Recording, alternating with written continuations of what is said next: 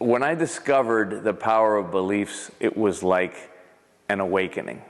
I mean, it was like I had been asleep all of my life and not in control of my life. I mean, literally. See, we all, before you become conscious of this stuff, I mean, you think that truth is what you believe to be true. And it is. It is for you. That's your truth. The problem is you think that is reality, that's reality for everybody. You know, and it isn't. And that's why you get into arguments and fights with people who believe differently than you.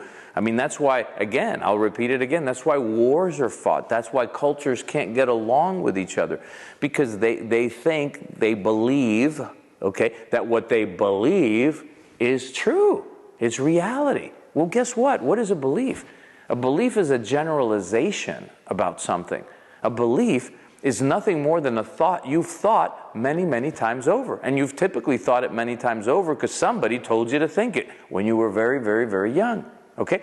So if you think about this for a second, all of our beliefs, all of them, were conditioned into us before we were old enough to decide for ourselves. Now, those of us who have been a little proactive in life may have looked at our parent situation and said, oh, I don't want to have that. I don't, you know, so we may have looked at other role models, right? We may have had mentors who told us their philosophy. What's philosophy? Philosophy is a set of beliefs, okay? So they told us their philosophy about life, and based on that philosophy, we adjusted our beliefs. But many times, we don't even do it consciously. And the interesting thing about beliefs and the power of beliefs is you don't have to even do it consciously. A change in belief will change your life, okay? And now, when I started consciously becoming aware of this, I mean, it blew my mind. I think the first book I ever read on belief, you know, was The Power of Belief by Claude M. Brissell. And it was a revolution. It was just like an awakening beyond belief, okay? And when I learned from some of my mentors that I could literally play with beliefs and change beliefs, I mean, my life just transformed, okay? And then I became like a scientist in a laboratory, you know? I mean, I started going, okay, well, what do I think about this? What do I believe about that? What do I believe about this? What do I believe about that? And I just started writing every belief I could think about. Now, at that time in my life, I was really, really desirous of becoming successful, okay? And I'd already started changing some of my beliefs en route to, you know, making my first million, let's say.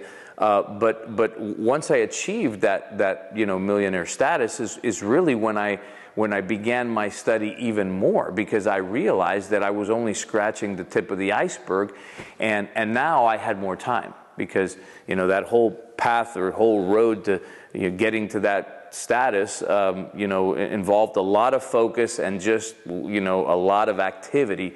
I didn't really work that smart, you know. I worked hard. I was diligent and totally focused. Now I started realizing that there was a lot of things that I could do to enhance my success and take life to another level.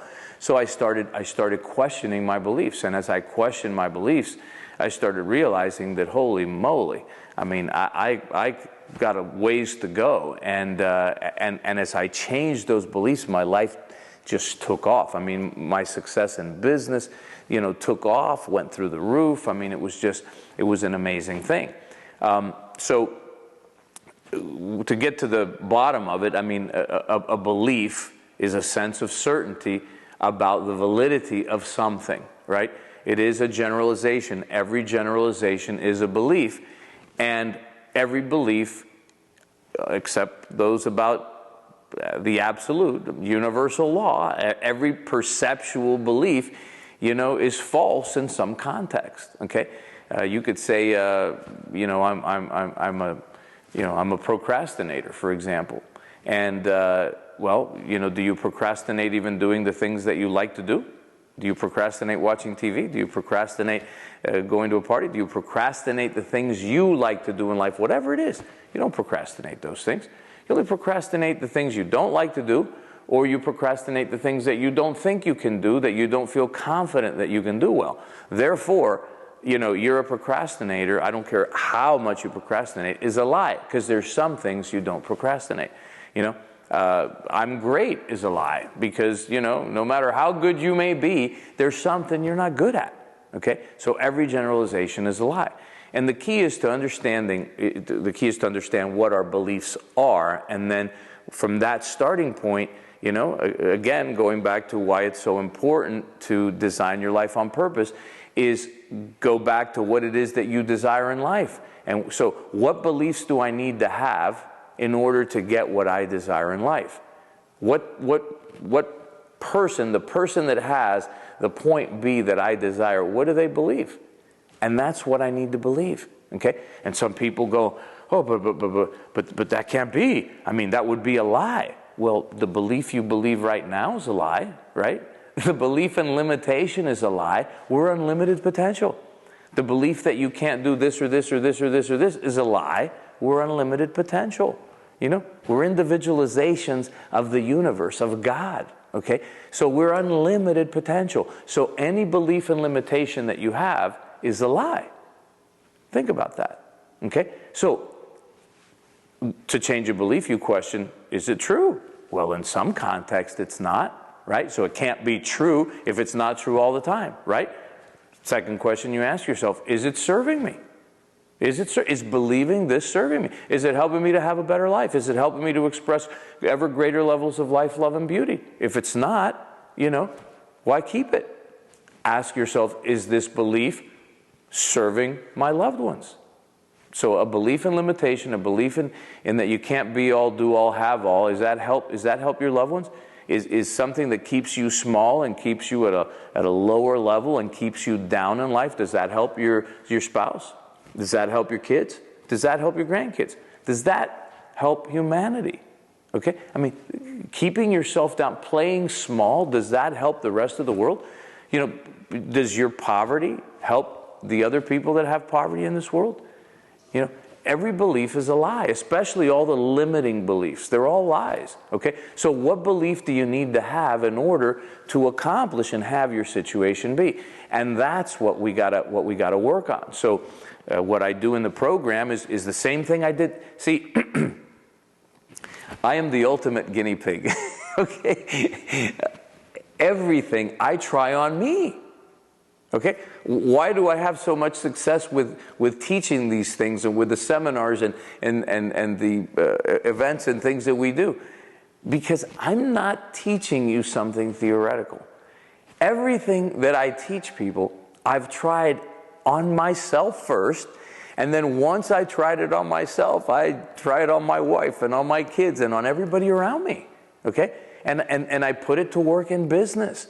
The businesses that I've built in the past have been due to the fact that I've applied universal principles of success to the businesses, including especially this stuff on beliefs, because you help people change their beliefs, and we'll get into some of the other areas of beliefs which are just huge. But you change a person's belief, you change their whole life. I mean, that's the bottom line. And I've used this on myself first, and then taught it to other people. And so that's why I know it works, plus other people that teach principle-based information and every bit of wisdom literature. Get down to the nitty-gritty. The law of life is the law of belief. So are your beliefs serving you?